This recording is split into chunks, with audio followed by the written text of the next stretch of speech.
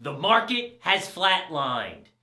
Can it be resuscitated and show new life? It's alive! It's alive! It's alive! Or is it ready to roll over? Pardon me?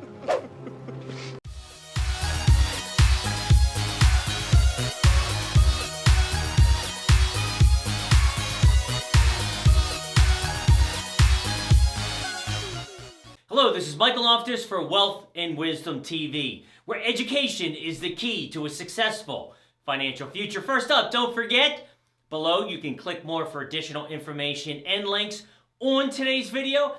Also, if you're looking for a different opinion, that of Wall Street and Big TV, please do consider subscribing. So today's agenda, we're going to talk about the market flatlining. Of course, we're going to show our charts, tweets of the week, what keeps me up at night, and our game plan going forward. So let's go to the big charts. First up, let's take a look at the daily view. What do we see here? Flatline, stuck in this box, going back to November of last year. That's your low end, and here's your high end. So we've been flat now for over 430 days. Seems crazy. What else do I see here? 2,800. That is the big number we continue to fail at. What does that mean? We get up to 2,800, so we broke through over here, and then we came down again, okay? We did break up. We failed, we failed, we failed. And what happened last week? We failed again at 2,800. Most importantly, we're doing this live on Friday morning. I have my charts updating every 60 seconds. It's 10:10. Market came out hot this morning, and already we've turned down. We're at 2799.96. This market does not seem to want to go above that. The other thing is 15. That's our line in the sand for volatility. So we're kind of neutral right now. You can see it when you're below it. Buying opportunities. When you're above it, obviously that's when the market turns negative. So right now we've been 14 to 15 kind of going nowhere. What else do I see? At the bottom, what happened yesterday? For the first time, the third down day in a row. Shares, you can see a spike here. Maybe you can't. We'll make sure that we zoom in. But on average, the blue line I have here is the 50-day average of volume, which is 2.48 billion shares a day. We've been in the 2 billion range until yesterday on a down day, 2.53 above the moving average. So short term, we've had the run up. It's paused. I'm neutral with a bias to the downside. Next, let's take a look at your weekly chart. Weekly chart looks pretty good here, except we did not get that breakthrough. Again, another line in the sand. So we look at the negative divergence up top. So you have RSI up top here, okay? High, higher, low, okay? Lower, high, excuse me, okay? But the market's gone up. So we're coming back up with not a lot of strength.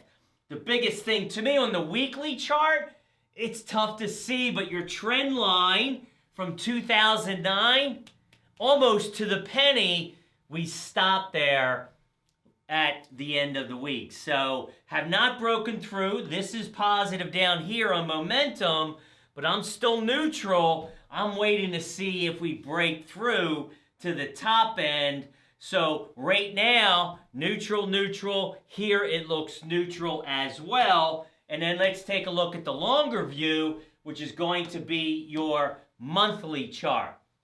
So monthly chart, really the same thing, except here's your channel, okay? Your channel from 09, we came back up it, all right? Meaning we closed above the channel line last month, which is a good sign. But again, we did it with, I keep forgetting to hit that, we did it with negative divergence, meaning relative strength keeps on getting lower highs. So we're going up with less strength. And I'm going to show more of that in a second. Okay, and for me at the bottom, the same thing applies here, where we're still down here in a negative crossover with momentum, and I have to respect that because when it's happened in previous times, things have not turned out pretty well. So for today, I am still negative on my long-term view. Okay, so next, I want to talk about the death cross, right? Your death cross is your 50-day moving average going over your 200. Working on a video right now on using that as a signal to move in and out of the market, and I will tell you, you have to respect the death cross. Here it is in the S&P, mid, small, and NASDAQ 100. Now, we're still in a death cross situation in every one of them. More importantly, you're looking to see if that 50 is ready to move up, okay, which is a golden cross. But we're not seeing that, right? Again, it's flatlined. It's just going across. So I don't see anything to change my mind that we're still in a downtrend right now. Next up, let's talk about treasuries. A couple things happened since the last time we talked. We've seen a little bit of a spike in rates. Okay, a couple things. Your 2-year and 5-year have the same rate right now. Kind of interesting. Our yield spread, which is your 10-year minus the 2-year, has come up quite a bit from 0.14 to 0.21. Now, I think that's a temporary situation. I use this spike up this week as an opportunity to buy more treasuries. I like this. I think we go lower before we go higher, but time will tell, okay? Next up, tweets of the week. A new addition to our tweets of the week. Just started following Trevor Noren. Again, links below. Student loan delinquencies surged last year, hitting consecutive records of $166.3 billion in the third quarter, 166 in the fourth quarter. Next, another new one, although I know Michael, really good firm, Pension Partners. Him and Charlie put out some great information. We've heard a lot about the V-shaped bottom, okay? But here, this is showing the NASDAQ 100. It's showing more of a head and shoulders pattern, so very interesting. Last up, we have David Rosenberg. I've seen him several times. Citi Global Economic Surprise Index, meaning the data that comes out. Surprising to the upside or downside.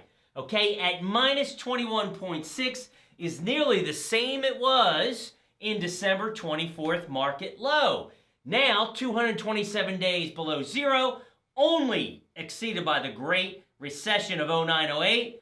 Markets totally devoid of economic realities. Next up, what keeps me up at night? All right, so what keeps me up at night? As I joke, lots of things, but earnings. It's all about earnings right now. Cartoon here from Edge Eye. Love these guys. But really what happens is you have to understand. We've been talking about earnings. So everyone said, oh, earnings were good this quarter. Average, we're up about 12%. That's down from the last quarter of 24%. So again, we have peaked in third quarter. And when you look, here is the projections. 12 now, 6, and keep on going down. So the trend is not your friend. And this really concerns me, why we're in a conservative stance. Here's the U.S., economy surprise index. We saw the international, same thing. A lot of negative stuff going on right now. Global, composite, PMI, global manufacturing, global services, PMI. China just came out with the worst read in 8 years, but you never know what's going on there. But the market was up this morning again. You can never trust China. Everything in the global market is going down on the manufacturing side. But the good news is they're coming out with a new beer based on Lucky Charms. So if you have issues, we're going to have an answer for you here. Next up, what's on my radar?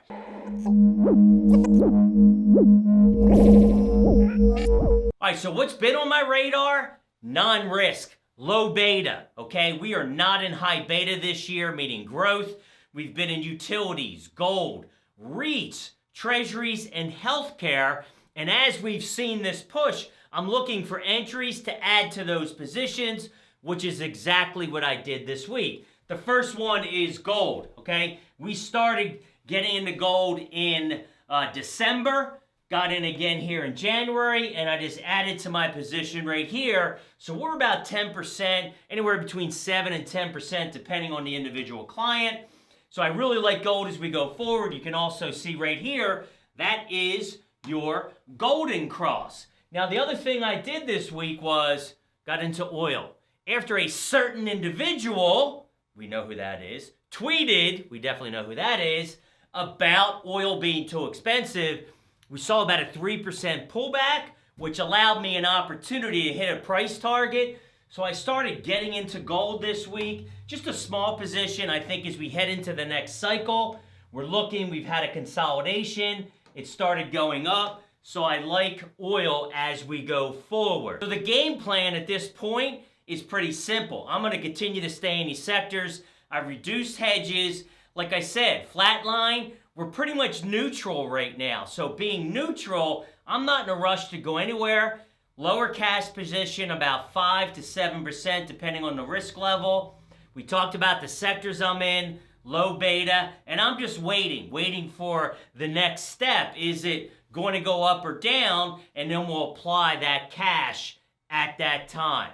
So wrapping things up, let's take a look at fear and greed. Fear and greed, a whopping 72, which puts us in the greed area. 2 weeks ago, 70. So again, it kind of shows where we are. For me, we continue to see these highs with no volume. It continues to concern me. Our signals are neutral, and negative. So basically, overall, we're just neutral right now, waiting for the next leg up and or down. Thanks for watching. Michael Loftus, Wealth and Wisdom TV.